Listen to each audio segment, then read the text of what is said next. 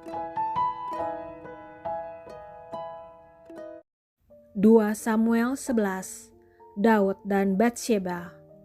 Pada pergantian tahun, pada waktu raja-raja biasanya maju berperang, maka Daud menyuruh Yoab maju beserta orang-orangnya dan seluruh orang Israel. Mereka memusnahkan Bani Amon dan mengepung kota Raba, sedang Daud sendiri tinggal di Yerusalem.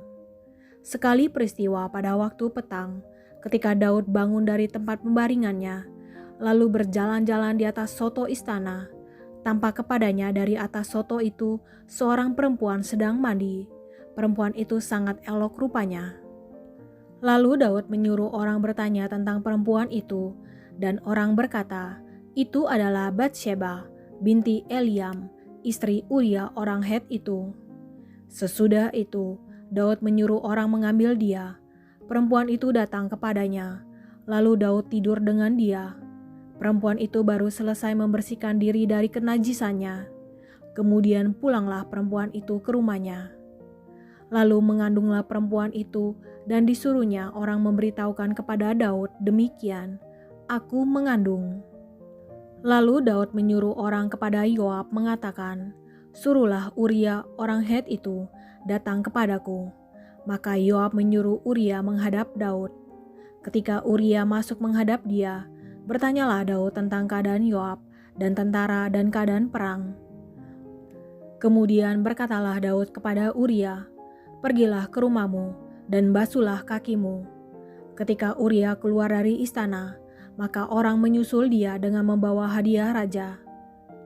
Tetapi Uria membaringkan diri di depan pintu istana bersama-sama hamba tuannya dan tidak pergi ke rumahnya. Diberitahukan kepada Daud demikian, Uria tidak pergi ke rumahnya. Lalu berkatalah Daud kepada Uria, "Bukankah engkau baru pulang dari perjalanan? Mengapa engkau tidak pergi ke rumahmu?" Tetapi Uria berkata kepada Daud, "Tabut serta orang Israel dan orang Yehuda diam dalam pondok. Juga tuanku Yoab dan hamba-hamba tuanku sendiri berkemah di padang.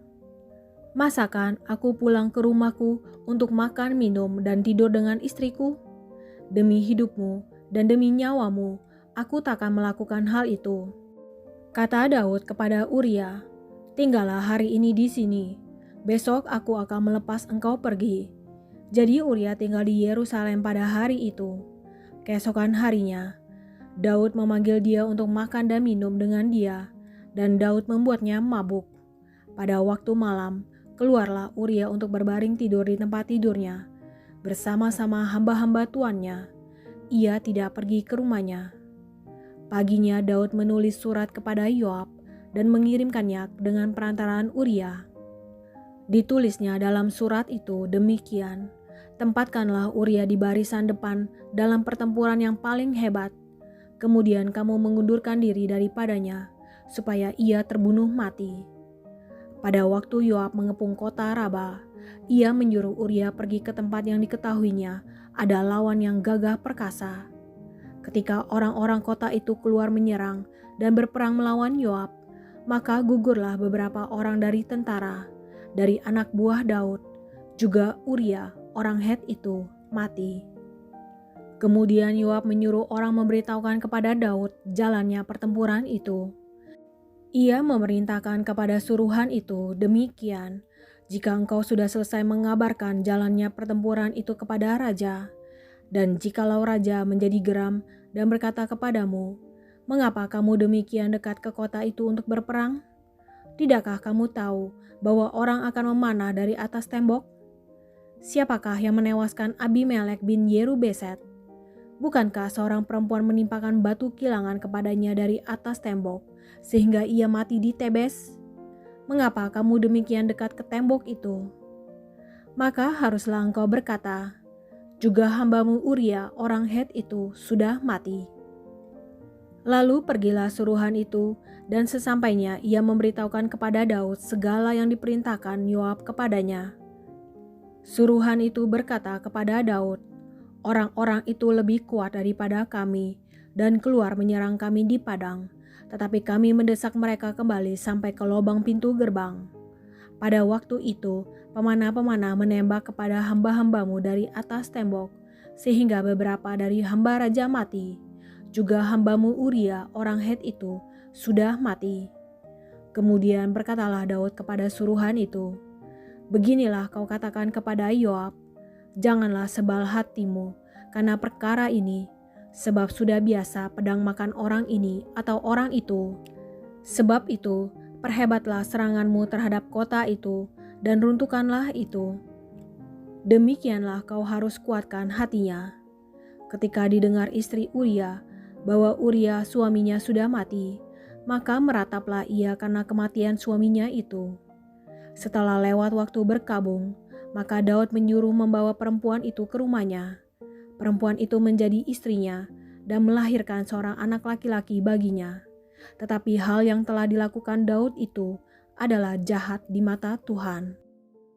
2 Samuel 12. Natan memperingatkan Daud sehingga Daud menyesal.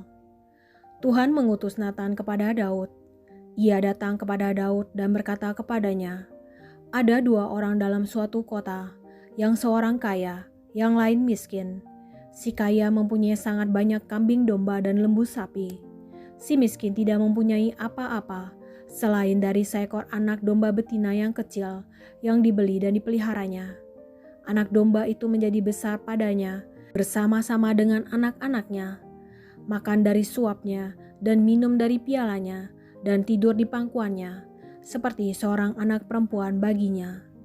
Pada suatu waktu, orang kaya itu mendapat tamu dan ia merasa sayang mengambil seekor dari kambing dombanya atau lembunya untuk memasaknya bagi pengembara yang datang kepadanya itu. Jadi ia mengambil anak domba betina kepunyaan si miskin itu dan memasaknya bagi orang yang datang kepadanya itu. Lalu Daud menjadi sangat marah karena orang itu dan ia berkata kepada Natan, demi Tuhan yang hidup, orang yang melakukan itu harus dihukum mati. Dan anak domba betina itu harus dibayar gantinya 4 kali lipat, karena ia telah melakukan hal itu dan oleh karena ia tidak kenal belas kasihan. Kemudian berkatalah Natan kepada Daud, engkaulah orang itu. Beginilah firman Tuhan, Allah Israel. Akulah yang mengurapi engkau menjadi raja atas Israel, dan akulah yang melepaskan engkau dari tangan Saul. Telah kuberikan isi rumah tuanmu kepadamu, dan istri-istri tuanmu ke dalam pangkuanmu. Aku telah memberikan kepadamu kaum Israel dan Yehuda, dan seandainya itu belum cukup, tentu kutambah lagi ini dan itu kepadamu. Mengapa engkau menghina Tuhan dengan melakukan apa yang jahat di matanya? Uria, orang Het itu, kau biarkan ditewaskan dengan pedang. Istrinya kau ambil menjadi istrimu, dan dia sendiri telah kau biarkan dibunuh oleh pedang Bani Amon. Oleh sebab itu, pedang tidak akan menyingkir dari keturunanmu sampai selamanya, karena engkau telah menghina aku dan mengambil istri Uria, orang Het itu, untuk menjadi istrimu. Beginilah firman Tuhan, bahwasanya malapetaka akan kutimpakan ke atasmu yang datang dari kaum keluargamu sendiri. Aku akan mengambil istri-istrimu di depan matamu dan memberikannya kepada orang lain. Orang itu akan tidur dengan istri-istrimu di siang hari. Sebab engkau telah melakukannya secara tersembunyi, tetapi aku akan melakukan hal itu di depan seluruh Israel secara terang-terangan. Lalu berkatalah Daud kepada Natan, aku sudah berdosa kepada Tuhan. Dan Natan berkata kepada Daud, Tuhan telah menjauhkan dosamu itu, engkau tidak akan mati. Walaupun demikian, karena engkau dengan perbuatan ini telah sangat menista Tuhan, pastilah anak yang lahir bagimu itu akan mati. Kemudian pergilah Natan ke rumahnya, dan Tuhan menulahi anak yang dilahirkan bekas istri Uria bagi Daud sehingga sakit. Lalu Daud memohon kepada Allah oleh karena anak itu. Ia berpuasa dengan tekun, dan apabila ia masuk ke dalam, semalam-malaman itu ia berbaring di tanah. Maka datanglah kepadanya para tua-tua yang di rumahnya untuk meminta ia bangun dari lantai, tetapi ia tidak mau. Juga ia tidak makan bersama-sama dengan mereka. Pada hari yang ketujuh, matilah anak itu, dan pegawai-pegawai Daud takut memberitahukan kepadanya bahwa anak itu sudah mati, sebab mereka berkata, Ketika anak itu masih hidup, kita telah berbicara kepadanya, tetapi ia tidak menghiraukan perkataan kita. Bagaimana kita dapat mengatakan kepadanya, anak itu sudah mati? Jangan-jangan ia mencelakakan diri.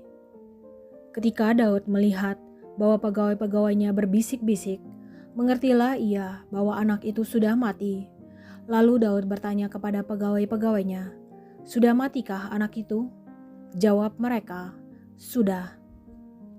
Lalu Daud bangun dari lantai, ia mandi dan berurap dan bertukar pakaian. Ia masuk ke dalam rumah Tuhan dan sujud menyembah. Sesudah itu pulanglah ia ke rumahnya, dan atas permintaannya dihidangkan kepadanya roti, lalu ia makan. Berkatalah pegawai-pegawainya kepadanya, "Apakah artinya hal yang kau perbuat ini? Oleh karena anak yang masih hidup itu, engkau berpuasa dan menangis, tetapi sesudah anak itu mati, engkau bangun dan makan."